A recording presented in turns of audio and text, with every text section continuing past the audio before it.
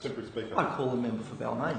Mr Temporary Speaker, I rise again to encourage this government to take legislative steps to protect cyclists.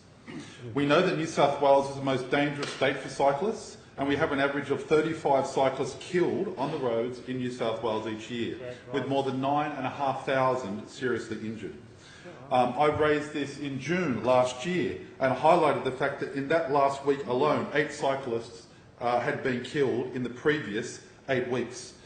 We know that across New South Wales there is fear amongst cyclists because of the lack of capacity of this government to take the appropriate steps to help protect cyclists. I know today in the Daily Telegraph an editorial talking about cyclists encouraging people to look out, and that of course is a positive thing. But we need legislative steps.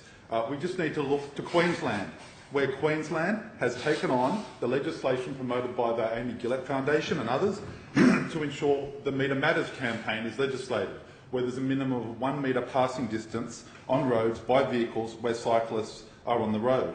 And that will be, as we understand now, monitored by the New South Wales Government for the next 12 months, in fact, 24 months.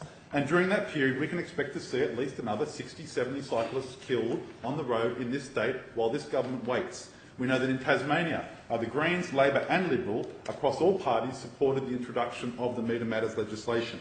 We also know that the City of Sydney has now supported the Meter Matters legislation. I introduced a notice to introduce a private member's bill on this matter last year. While that was introduced at that time, there's been discussions and negotiations with government.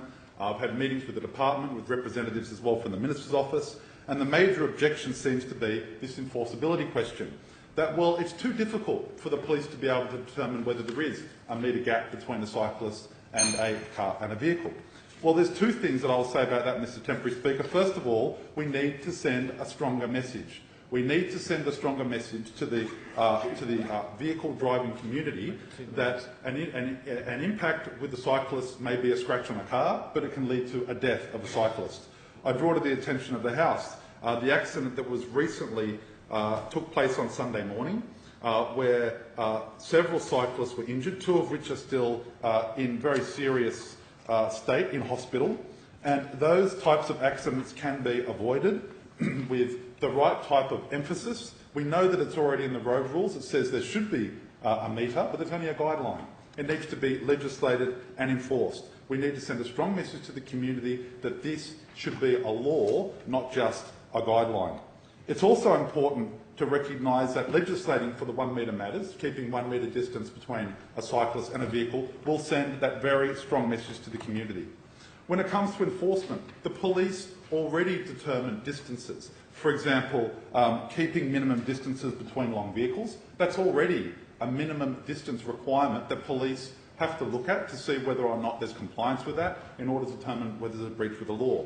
There's also other metre laws in the road rules, riding too close to the rear of a motor vehicle, another distance-based measure which police have to make a determination on in order to determine whether the offence has taken place. So it's a nonsense to say that it's impossible for the police to be able to determine whether there is a metre distance between a vehicle and a cyclist. And of course, whether it's 905 millimetres or 1 metre and 5 millimetres isn't the issue. Police who are going about their duties can very clearly see when there is a dangerous incident between a cyclist and a vehicle, and if it's a vehicle that's at fault, there should be some type of penalty against that vehicle driver to help save lives and to help support cycling in our community. Because cycling is very important. It's important from a health perspective, and we've seen all of the benefits in terms of reducing congestion and pollution. And the amount of cycling is dramatically increasing in this state and in the city. The government seems adverse to supporting cycle lanes, and we know that there's been ongoing stoushes on that issue.